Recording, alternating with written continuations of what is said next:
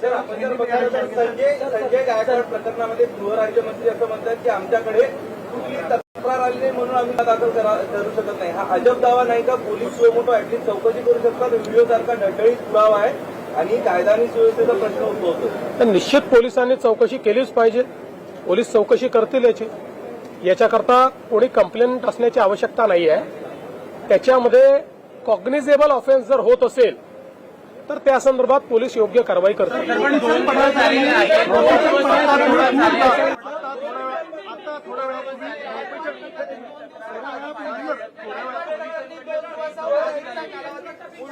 असं आहे, आपण एक गोष्ट लक्षात ठेवा की काही कॉग्निझेबल ऑफेन्सेस असतात, काही नॉन कॉग्निझेबल ऑफेन्सेस असतात.